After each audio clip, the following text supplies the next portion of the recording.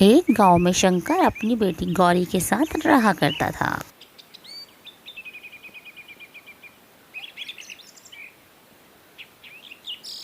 शंकर रोज खिलौने बेचने शहर जाता था। एक दिन शंकर की तबीयत ज़्यादा ही ख़राब हो गई। फिर देखते हैं आगे क्या हुआ। बापू, खिलौने बेचने आज मैं जा रही हूँ। ठीक है बेटा, ध्यान से जाना। बापू, मैं जा रही हूँ खिलौने बेचने, आप खाना खा लेना, मैं जा रही हूँ। गौरी शहर की ओर खिलौने बेचने के लिए निकल पड़ती है। रास्ते में गौरी को बहुत प्यास लगती है। चलते चलते उसे एक नदी दिखाई देती है। गौरी वहीं पर रुक जाती है। मुझे तो बहुत प्यास लग रही है। पास में जो झील दिखाई दे रही है वहीं से पानी पी लेती हूँ।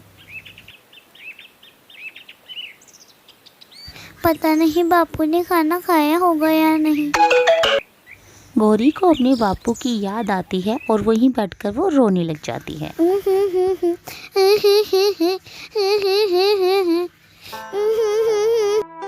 नदी में से एक जलपरी निकल कर आती है और वो गौरी से कहती है, अरे कौन हो तुम जो इस तरीके से रो रही हो? क्या परेशानी है तुम्हें? मेरा नाम गौरी है, मैं साथ के गांव से आई हूँ।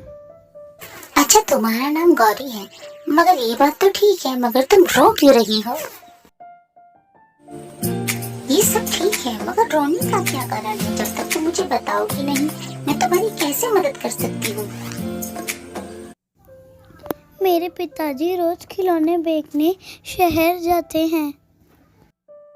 आज उनकी तबीयत ठीक नहीं थी, इसीलिए आज खिलौने बेचने मैं जा रही थी। हम लोग बहुत गरीब हैं। खिलौने बेचकर जो पैसे आते हैं हम उसी से अपना गुजारा चलाते हैं। मेरे पास तो अच्छे कपड़े भी नहीं हैं और बापू पे भी नहीं है।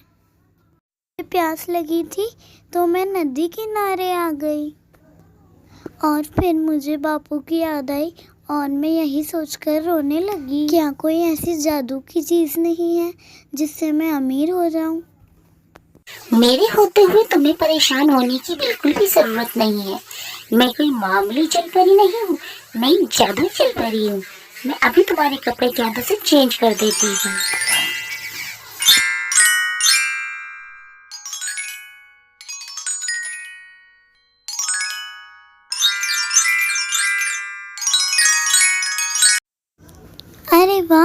अरे वाह जलपरी, तुमने तो कमाल कर दिया। तुमने तो मेरे कपड़े भी बदल दिए। कैसे शुक्रिया अदा करूं मैं तुम्हारा? ये लो कढ़ाई, ये कोई ऐसी वैसी कढ़ाई नहीं है, ये जादुई कढ़ाई है। इससे जो भी मांगोगी वो सब इच्छा तुम्हारी पूरी होगी, मगर इसके अपने एक रूल है। 3 बार जलपरी आओ, जलपरी आओ, जलपरी आओ, ये बोलना पड़ेगा तुम्हें।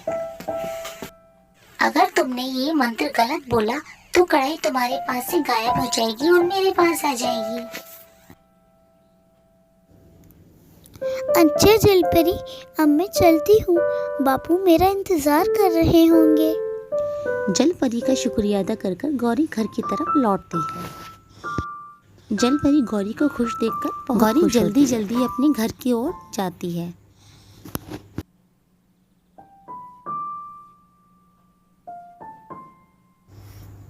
बापू बापू, देखो मैं कितनी अच्छी चीज लाई हूँ। कहाँ हो तुम बापू? बापू देखो मेरे नए कपड़े और मेरी कढ़ाई, देखो ये सब अच्छे हैं ना? शंकर गौरी की ओर बड़े ध्यान से देखने लगा और सोचने लगा कि आज सारे खिलौने के पैसों से गौरी अपने लिए कपड़े और कढ़ाई लेकर आ गई है। लगता है गौरी सारे खिलौने बिक गए और तुमने बिके हुए खिलौने के पैसों से अपने कपड़े और कढ़ाई लेकर आ गई हो। क्या जरूरत थी घर का राशन डाल लेते? ये तुमने ठीक नहीं किया बेटा, कढ़ाई तो बहुत है घर में, ऐसा नहीं करना चाहिए था ना। नहीं बापू, मेरी पूरी बात तो सुनो एक बार। नदी किनारे में पानी पीने गई थी, मुझे वहाँ एक जलपरी मिली। परी ने मुझे नए कपड़े और ये कढ़ाई दी है। बापू, इस कढ़ाई से हम जो मांगेंगे वो हमें मिल जाएगा और फिर हमारी सारी गरीबी दूर हो जाएगी। आओ देखते हैं। बेटा पहले मेरे कपड़े चेंज कर, बड़े पुराने लग रहे हैं, मैं भी नए कपड़े पहनना चाहता हूँ। गौरी चल जल्दी बोल और मेरे नए कपड़े मंगवा। जल परी आओ, जल परी आओ, जल परी आओ, मेरे बापू के कपड़े दे जाओ। तभी एक पड़ोसन शंकर के घर में झांकती है और मनी मन सोचती है, अरे ये क्या, शंकर और उसकी बेटी के पास ये क्या चमत्कारी चीज है। वाह, ये तो बहुत कमाल की चीज है। अरे वाह, तू तो सही कह रही थी बेटी कि मेरे कपड़े नए हो जाएंगे। वाह, जलपरी ने तो मुझे बहुत अच्छे कपड़े दिए। वाह वाह वाह, मैं बहुत खुश हूँ। वाह बेटा वाह। शंकर कढ़ाई का जादू देखकर बहुत खुश होता है। शंकर और गौरी दोनों मिलकर घर की सारी चीज़ें उस कढ़ाई से मांग लेते हैं। पैसे, फ्रिज, फल, कूलर और इत्यादि बहुत सारी चीज़ें, जेवर तक भी। शंकर की पड़ोसन सोचती है, जब ये रात को सो जाएंगे तो मैं इनकी कढ़ाई चुरा कर ले जाऊंगी और मैं भी ऐसी अच्छी अच्छी चीज़ें मांगूंगी। रात हो जाती है। शंकर और उसकी बेटी गौरी सो जाते हैं और कढ़ाई को टेबल पे रख देते हैं, मगर गौरी दरवाज़ा बंद करना ही भूल जाती है और जाकर सो जाती है। शंकर और गौरी इतने खुश थे कि उन्होंने कुटिया का दरवाज़ा बंद ही करना भूल गए। तभी कुछ देर बाद शंकर की पड़ोसन वहाँ आती है, दरवाज़ा खुला देख वो शंकर के घर में आ जाती है। शंकर की पड़ोसन काफ़ी देर तक इधर उधर देखती है, उससे वहाँ कोई नज़र नहीं आता। तभी वो मौका देखकर कढ़ाई को वहाँ से उठा लेती है और उठाने के बाद वो अपने घर निकल शंकर की पड़ोसन जल्दी जल्दी अपने घर की ओर निकल पड़ती है। इधर देखती है, उधर देखती है, कहीं उसे कोई देख तो नहीं रहा और जल्दी जल्दी अपने घर के अंदर जाने की कोशिश करती है। शंकर की पड़ोसन अपने घर आ जाती है। कढ़ाई को पाके पड़ोसन बहुत खुश होती है। एक कढ़ाई दे दे मुझे रसमलाई, एक कढ़ाई देना, एक कढ़ाई देना, एक कढ़ाई दे दे मुझे रसमलाई। अरे ये रसमलाई क्यों नहीं दे रही है? हे भगवान, ये मेरी कढ़ाई कहाँ गायब हो गई? मैं तो बड़ी मुसीबत से लेकर आई हूँ छुपते छुपाते। हे भगवान, मेरी कढ़ाई कहाँ चली गई?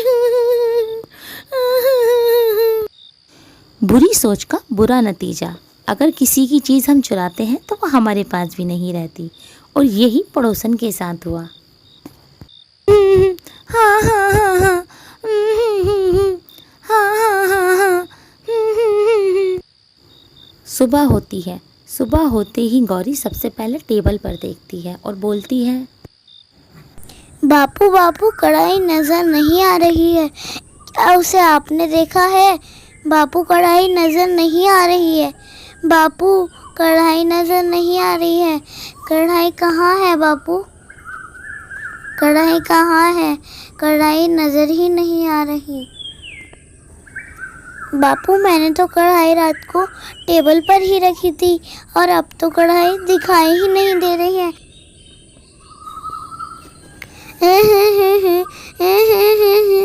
बापू, मेरी कढ़ाई। बापू, मेरी कढ़ाई।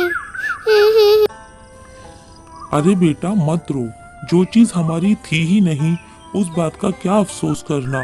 वैसे भी हमने उस कढ़ाई से काफ़ी चीज़ें मांग ली हैं, जिससे हमारी गरीबी आसानी से दूर हो जाएगी। हम उन पैसों से कुछ काम करेंगे, अपना कारोबार बढ़ाएंगे। मत रो।